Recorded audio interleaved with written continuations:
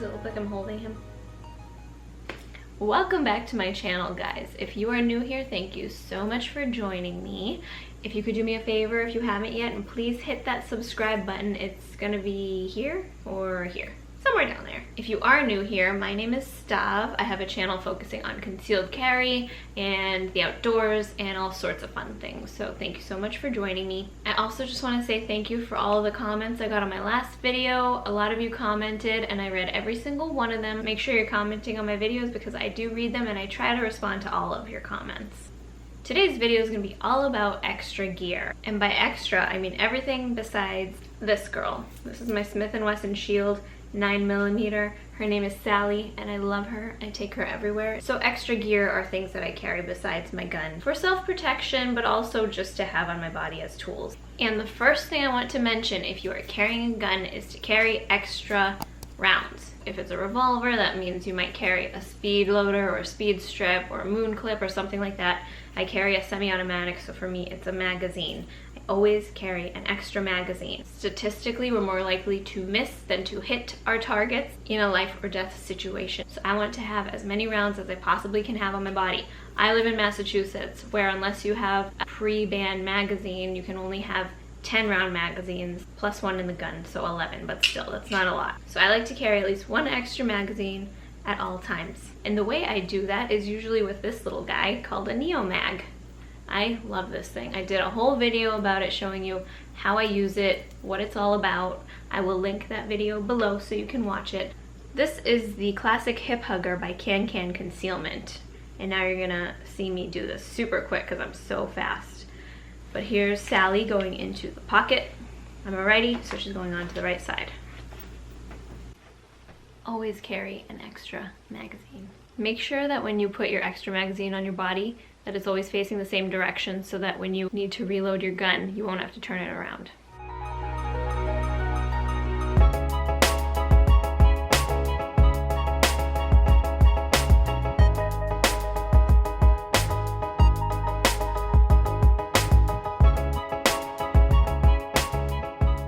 The next thing is my pocket knife. I usually just stick this in my right front pocket, the Spyderco Dragonfly.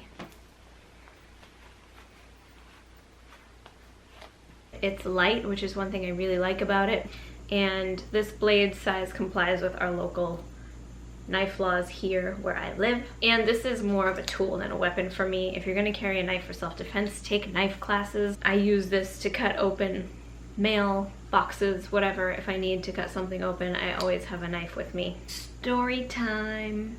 I was at Target once and a guy who was in front of me had just bought a bike helmet for his son, and it had this plastic tag thing on it, and I guess his son wanted to wear the helmet, so the guy asked the Target employees if they could find him a pair of scissors, and I was like, dude, why don't you carry a knife? I don't know, I find it odd. Like, my dad always has a knife, my boyfriend always has a knife. Carry a pocket knife. Don't have to ask for a pair of scissors at Target. It's a little embarrassing, am I right? My next extra gear item is my little flashlight, a Streamlight Micro Stream. Look how small it is. Here's a Bic pen and here's the Streamlight. I love this thing. It's so small. This sucker is bright and it's so tiny, which is great because girl pockets are tiny. And I mean, these ones go down pretty deep, but still, it's like that barely fits in there. Look how small that is. Flashlights are great because you can use them to find things, but you can also flash it in someone's eyes if they're getting a little too close to make you uncomfortable, and that will buy you some time. So a flashlight's a great tool to have on your body, especially when it's so small that it doesn't really get in your way. So I'll stick that right next to my little knife in my pocket.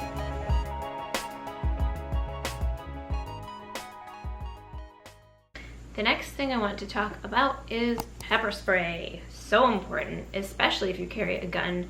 I've talked about this in my review of this specific pepper spray, which is a palm pepper spray. It's important to carry a different kind of tool because one, you're more likely to be assaulted than for someone to try to kill you. And two, or B, you can use these in all sorts of situations. You can use it if you're gonna be attacked by a dog, if there's a coyote that's attacking your tiny little white dog, if you are afraid that someone's going to push you or hit you, pepper spray is your buddy, and you don't want a gun to be the only tool on your body if you need to deal with a situation, because it might not be a situation that warrants lethal force. Not only do I carry one on my body, I usually have one on my keys. I also have one in my car and one in my purse, one near my bed. I've got them everywhere, so carry pepper spray.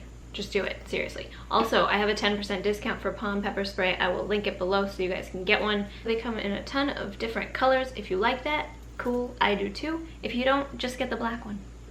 Now, I know you probably have one of these. Oh, Natasha. Natasha, you always message me when I'm making videos.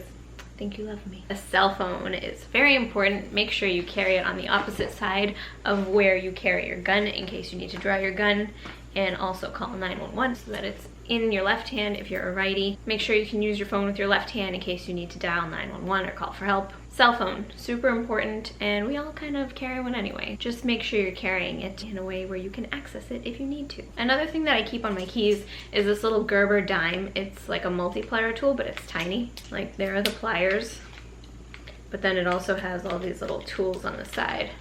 This thing has come in handy many, many times. This was actually a gift from my sister, so thank you, Anastasia. I love it. I bought a couple as gifts for other people as well because it's just so small and it comes in handy. It's got like a screwdriver, a knife, scissors, pliers, you name it. So that's the Gerber Dime. I'll also put the Amazon link for this below so you guys can get one if you like it. When you've put on all your gear, make sure you practice your draw. Make sure you can get that gun out because if you can't draw your gun, it doesn't matter how well you shoot.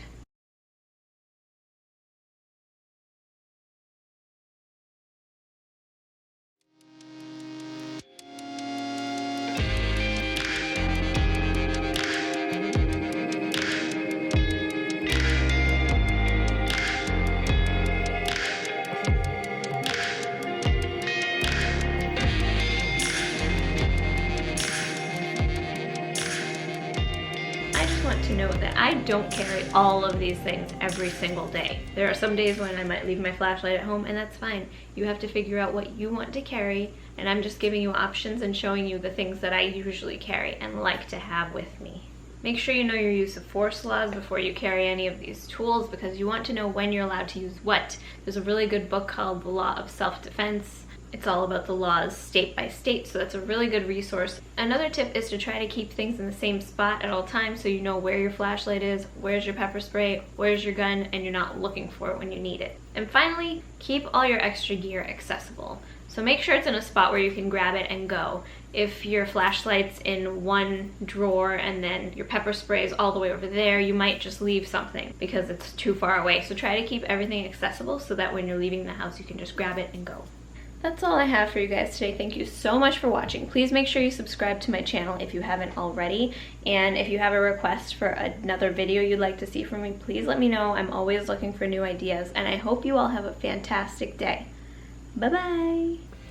Peacock. Largemouth. Peacock. Largemouth. Peacock.